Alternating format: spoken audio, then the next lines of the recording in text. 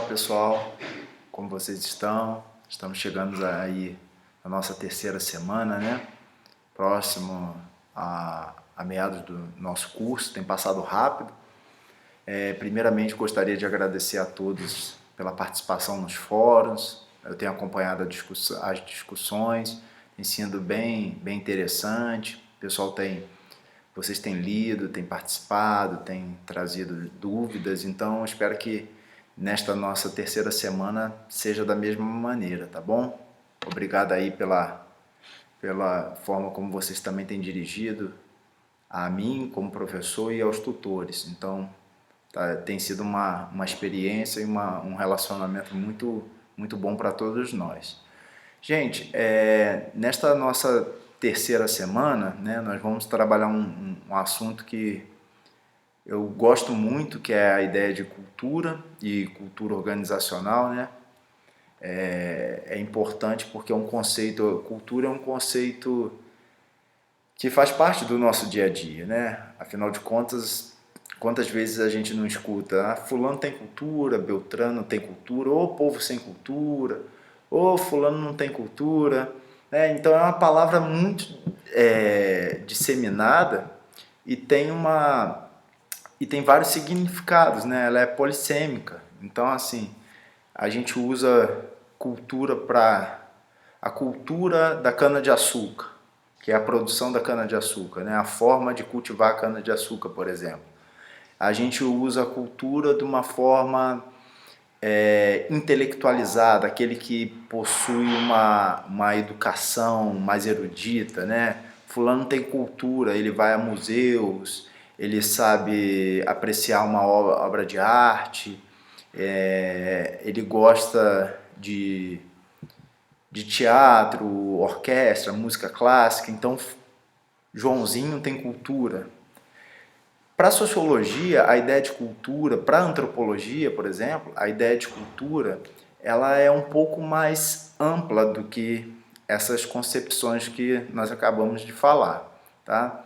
Ela engloba também a ideia de cultivo de alguma coisa, a arte de fazer, né? A cultura do artesanato, a cultura, como eu falei, da cana-de-açúcar, a cultura de algum tipo, né, relacionada à produção de alguma coisa. A cultura como erudição, como educação, mas ela também engloba a ideia de cultura num sentido mais amplo, mais geral. A ideia de que fulano ou beltrano tem cultura ou não tem cultura, a antropologia, a sociologia, as ciências sociais de uma forma geral, percebe que todos têm cultura. O que existe é uma forma de nós relativizarmos essas culturas, né? E percebermos que as culturas são diferentes, são distintas. Então não existe cultura melhor ou cultura pior, né? Cultura mais desenvolvida ou menos desenvolvida. Às vezes, em uma sociedade dita simples, menos complexa, né? Como nós vimos na nossa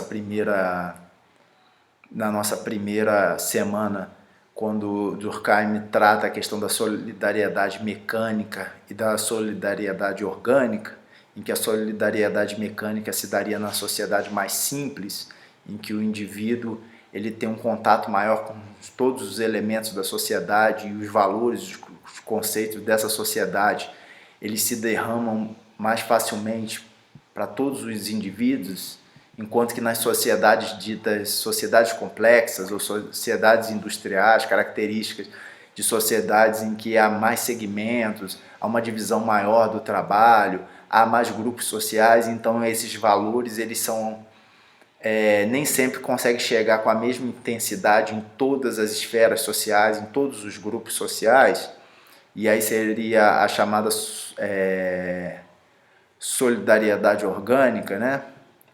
O que a gente percebe é que a cultura, ela também ela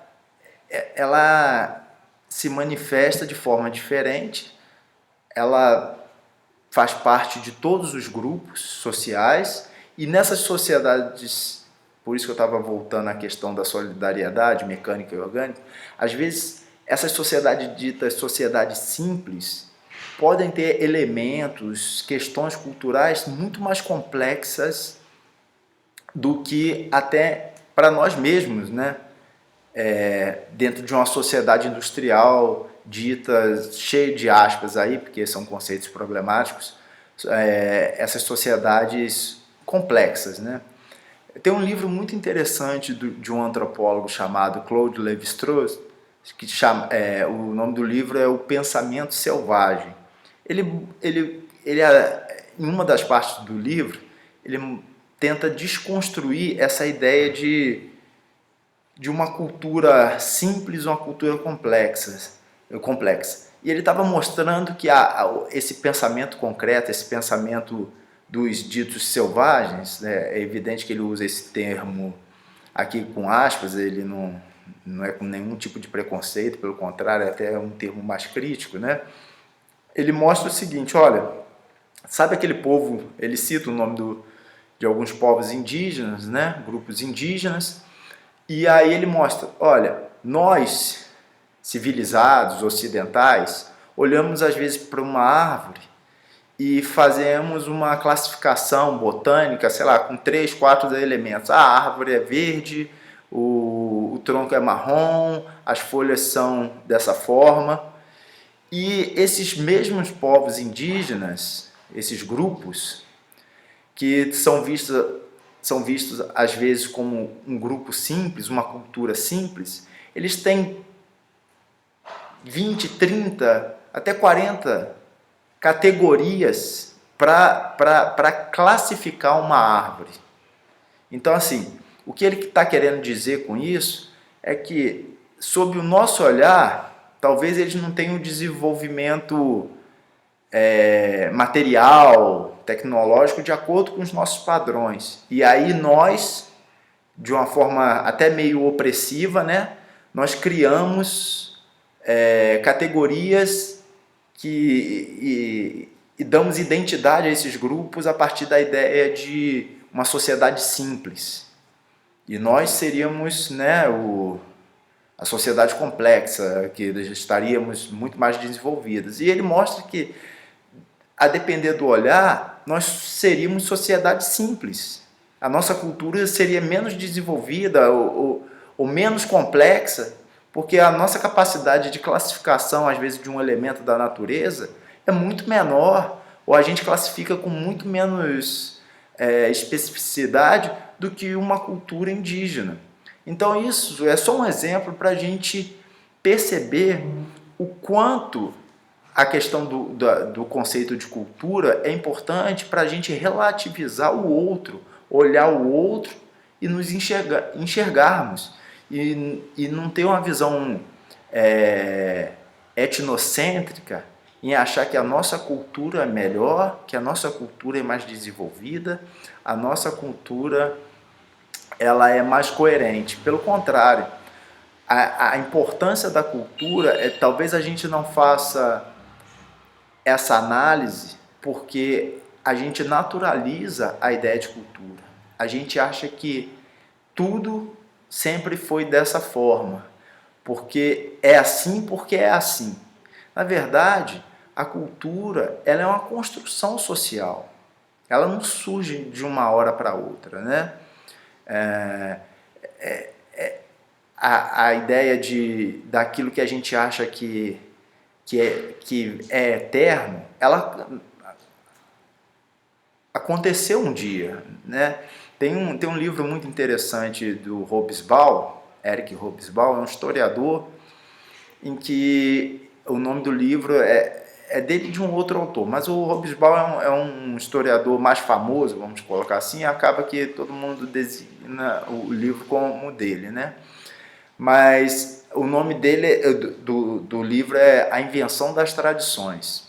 Ele mostra vários exemplos europeus que aquilo que a gente acha que tem, sei lá, 300, 400 anos de existência, de uma tradição, de fazer parte da cultura já há muito tempo, que é um patrimônio, que é histórico, às vezes se remonta a 30, 40 anos. Então, nós temos diversos elementos que dentro da nossa cultura que a gente não dá conta de quando surgiu, a gente não se pergunta por quê, é naturalizado para nós, né? A forma como a gente age com determinadas pessoas, alguns hábitos, algumas etiquetas, né, sociais, algumas crenças, inclusive, você não questiona. Afinal de contas, quantos de nós não temos, se nós não acreditamos, ou pelo menos não temos uma avó, um avô, um tio, ou até mesmo os nossos pais com algum tipo de crença que eles mesmos nunca questionaram, né? Nunca se perguntaram o porquê daquilo. E às vezes você vem com uma visão um pouco mais científica, e estou dizendo aqui que não existe uma predominância de o científico é mais importante do que o costume. Eu não estou dizendo isso, ou que a gente deva ser cego, né, descartar todos esses conhecimentos tradicionais. Pelo contrário, tem diversos estudos mostrando que essa cultura popular, essa cultura dos nossos avós, com chá, com ervas, com uma série de coisas, hoje a medicina reconhece muitas dessas fórmulas caseiras, vamos colocar assim, a sua eficácia diante de algum tipo de problema de saúde, né? E que realmente aquilo que foi passado por tradição, a partir das experiências que eu estou falando é o tomar, experimentar e ver que deu resultado, essa experiência popular realmente tem a sua sabedoria, sabe? Então não deve ser descartada. São dois tipos de conhecimento que de alguma forma interagem e faz parte da sociedade. O que eu quero frisar justamente nessa oportunidade é que nós vamos trabalhar o conceito de cultura nessa perspectiva, numa perspectiva mais ampla, na ideia de valores que constroem a sociedade, de rituais que são importantes. Não, a gente usa a palavra ritual normalmente, né, de uma maneira pejorativa, na ideia de que isso é uma encenação, isso não é tão importante. Pelo contrário, a sociologia, a antropologia, as ciências sociais de uma forma geral mostram que os rituais, eles são bons no sentido assim, eles têm uma função para se comunicar, para reforçar uma mensagem, é um lugar de memória em que faz a ideia de pertencermos. Afinal de contas, todo 7 de setembro tem desfile. E esse desfile é para quê? Para nos lembrarmos que somos uma pátria, que somos uma unidade, ainda que seja conceitualmente falando, apesar de todos os problemas, no dia 7 de setembro, normalmente a gente esquece, né, desses problemas, ou busca o ritual, busca esquecer as diferenças e criar uma unidade para dar a ideia de pertencimento. E a cultura, isso faz parte da cultura, né? Todos os rituais litúrgicos é para nos lembrarmos. A ceia, né? Para quem tem tradição cristã, e aí eu estou falando católicos, protestantes de uma forma geral, né? É para lembrar o sacrifício de Cristo e outros rituais religiosos que trazem algum tipo de lembrança, de pertencimento a ancestrais, a uma ideia de continuidade, que você está fazendo parte de um passado e você está preservando aquele passado, construindo o presente e visando o futuro. Então os rituais, eles exercem um papel importantíssimo ainda hoje, né? Ainda que não sejam rituais religiosos, cívicos, nós temos rituais familiares, o almoço de domingo com a avó, é o quê? Para fortalecer a ideia de pertencimento, né? Eu pertenço à família tal, meu grupo tal, tanto que é aquela história, né? Você pode brigar com seu pai, brigar com sua mãe, no sentido de discutir, seus irmãos, a gente se atraca, mas ninguém fora da família pode falar mal do seu irmão ou da sua irmã. Aí você fala, mas quem está de fora não pode falar. Por quê? Pela ideia de identidade, de pertencimento, que isso é construído socialmente, o sangue do meu sangue. Não, é de família, é de sangue. É claro, evidentemente, que é a cultura que está modelando esses tipos de sentimento. Não é naturalizado. Você aprende. Respeite seu pai, sua mãe, valorize os seus familiares. Isso daí você aprende socialmente. São valores. Talvez em outras culturas o tipo de aliança não é sanguínea, mas como a nossa, né? É um outro tipo de aliança social. E aí o que se valoriza não é nem tanto o pai ou a mãe, ou o irmão, vamos colocar assim, mas aquele que estabeleceu algum tipo de aliança com você de uma outra forma. Então veja que a cultura é algo complexo, que a gente precisa ver com um estranhamento. O nosso olhar aqui como sociólogos, como administradores que estão estudando sociologia, é olhar com um distanciamento e enxergar determinados elementos da cultura não como naturais, mas que são construídos socialmente. E a gente também deve olhar com estranhamento a nossa cultura, mas tentar olhar para o outro, para uma outra cultura que seja diferente, com um olhar de familiaridade. É isso que até o Gilberto Velho chama a atenção, um antropólogo famoso, já morreu, mas que tem obras interessantíssimas sobre a antropologia no Brasil, sobre a sociedade brasileira. Porque isso vai permitir que a gente perceba a nós mesmos como estranhos e olhe o outro, que ao senso comum possa parecer estranho, familiar. Porque aquilo que é estranho nele, se você olhar através do olhar dele, para a nossa cultura, ele também vai ver que nós somos estranhos. Então, a nossa diferença é o que nos faz iguais, né? Eu sou diferente para você e você é diferente para mim. Isso nos torna iguais. Então, dentro desse contexto, que eu vou trabalhar mais com vocês durante toda essa semana, a gente vai olhar para a organização, para o ambiente organizacional, para o ambiente laborativo, numa perspectiva de tentar identificar que aquele ambiente ele também é construído socialmente, ele sofre influência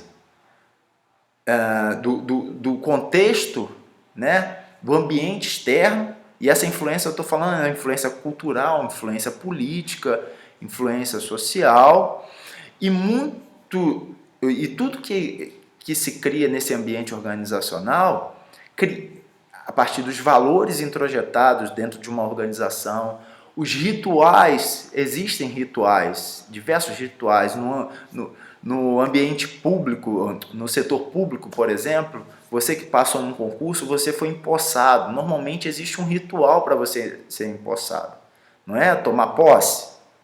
Você vai, assina, ainda que seja algo simples, é um rito de passagem, é um momento de passagem. Até então você não era um servidor público e a partir daquele momento que você assinou e ali foi pelo seu chefe imediato, pelo diretor de recursos humanos, diretor de recursos de pessoas ou qualquer um que tenha a função para isso, ele te dá a posse, né? Faz com que você passe a ser um servidor público diante de um processo de passagem. Dentro da sua organização, seja privada ou pública, existem alguns rituais que para você talvez possa parecer natural, mas que são importantes e são rituais, são importantes para justamente te dá a ideia de pertencimento àquele grupo, à empresa, ao órgão, à instituição.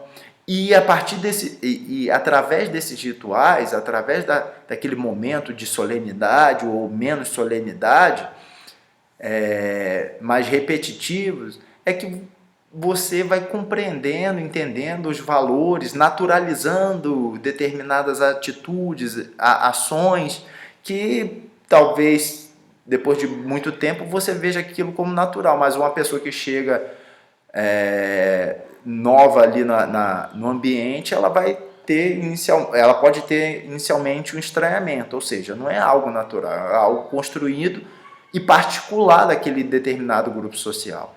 Então, dentro de uma organização laborativa, no ambiente organizacional, nós vamos encontrar diversos elementos que formam essa cultura organizacional.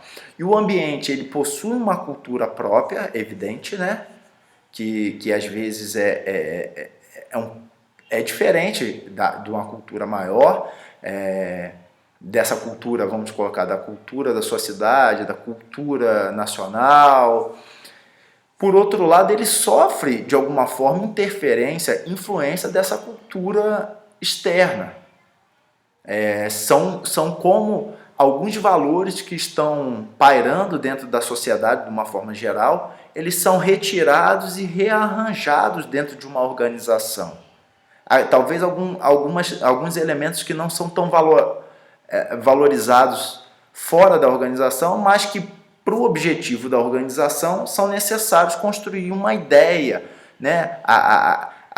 O pensamento coletivo de Durkheim, lembra?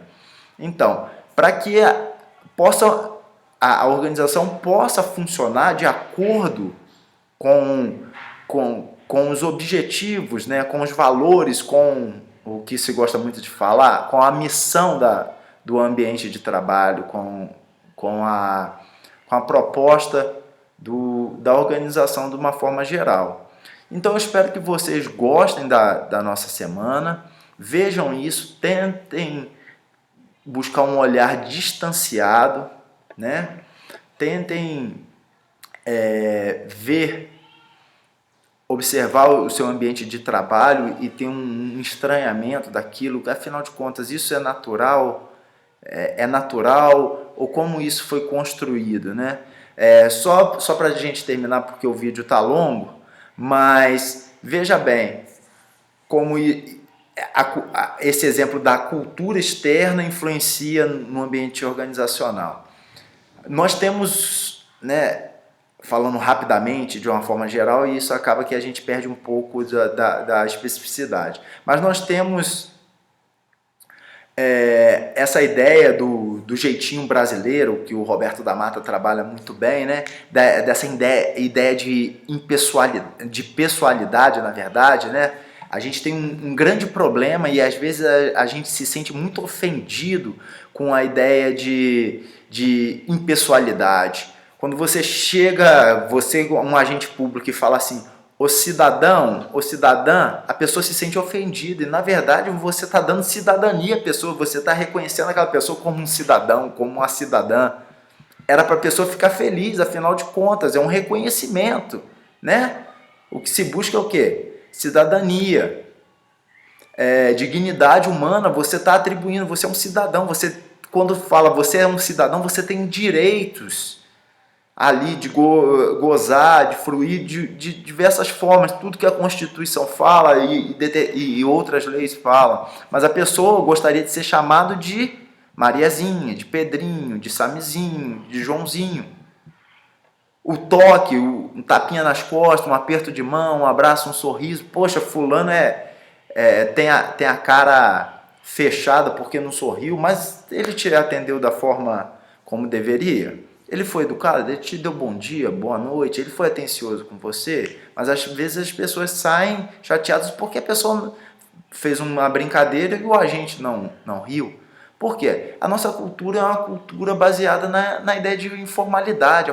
A gente tem uma dificuldade, ou talvez, né, não é para generalizar, mas assim, de uma forma geral, tudo que é formal a gente tem uma certa repulsa, né? A gente gosta da ideia da informalidade. Então, eu já vi isso na universidade, às vezes a gente atende as pessoas, os colegas já atenderam as pessoas lá por algum motivo, resolveram o problema e logo em seguida a pessoa vem para dar um presente, que é evidente que a gente não pode aceitar, as pessoas não podem aceitar. Então isso mostra que há uma dificuldade de compreender. Por quê? Acha sempre essa ideia do jeitinho brasileiro, do favor, acha que se eu não posso fazer é porque eu não fui com a cara da pessoa. Se eu fiz é porque eu fui legal com a pessoa. Não, eu estou como agente público e cumprindo regras, leis. Então isso é para você ver como a cultura de uma forma geral, ela interfere no ambiente organizacional. E talvez hoje tenha mudado um pouco, né? Até por como você acessa aos cargos públicos, mas muitas pessoas antes até faziam de acordo como gostaria justamente. Fulano é meu amigo, eu dou uma ajudada. Fulano, eu não conheço fulano, então não vou me preocupar com isso. Então, é o ambiente organizacional que se molda dentro dessa perspectiva de um jeitinho, de a pessoalidade ser mais alta do que a impessoalidade.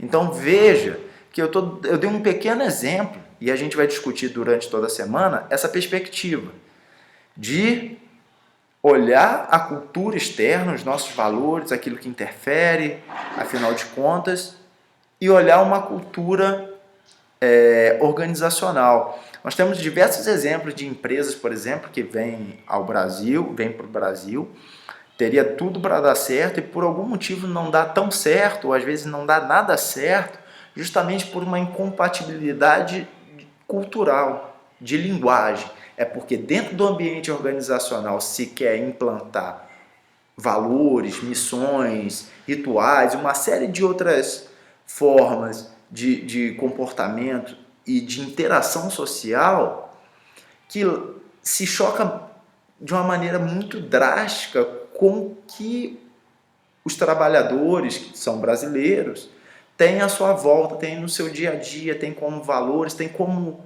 modo de vida. Né? A cultura ela modela a forma como nós vivemos, afinal de contas. O que acreditamos, onde vamos, o que pensamos, como pensamos ou como construímos nossos pensamentos. Então, não é do nada, são bases culturais. Então, eu espero que vocês, ao longo da semana, venham trazendo essas questões, né?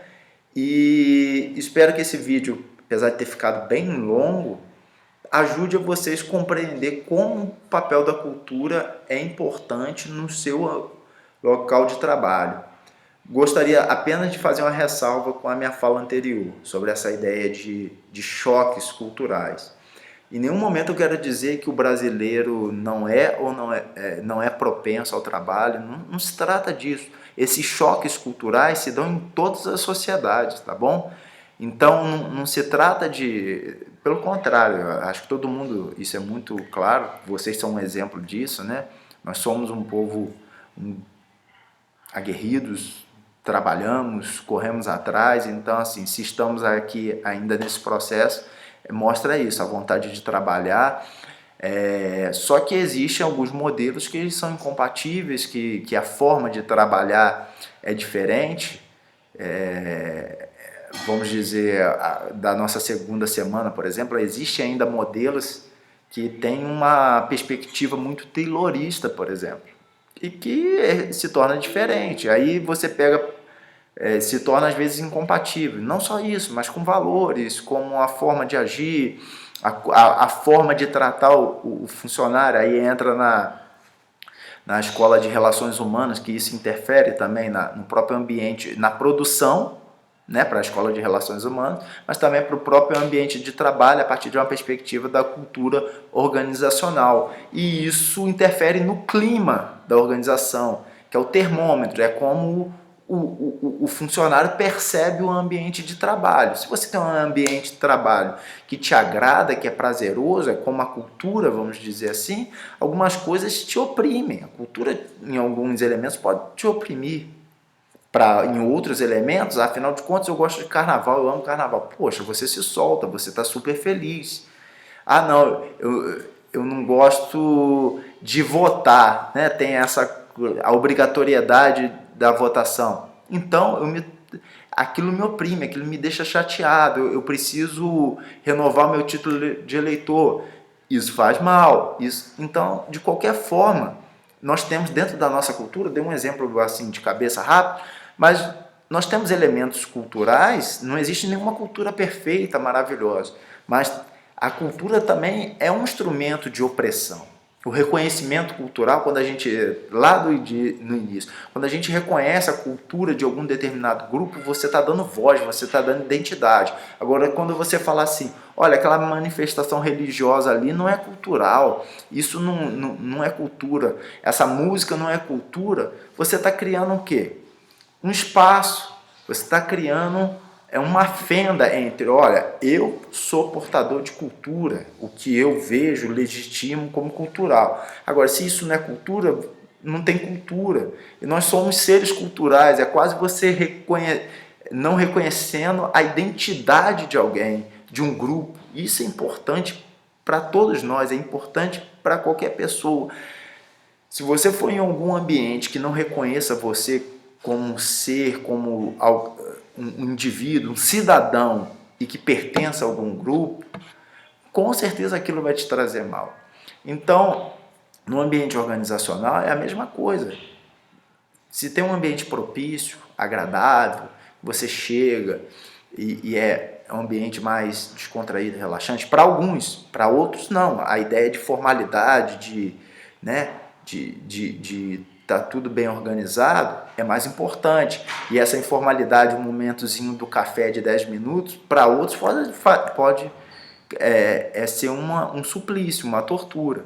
Então é isso que a gente vai identificar ao longo desta semana, nos nossos ambientes organizacionais, como isso se dá e como a cultura, do nosso dia a dia, seja essa cultura dita cultura nacional, que é uma discussão interessante, e as culturas locais, por exemplo, interferem no seu ambiente organizacional e a gente tem uma visão mais crítica sobre isso. Tá bom? Desculpe o vídeo grande, mas é uma aula, afinal de contas, é uma educação à distância, né? E muitos têm o anseio por aula, né? Por isso, então eu acho que é um tema muito fértil e eu espero que todos gostem aí. Um abraço, tá? E boa semana para todos nós aí.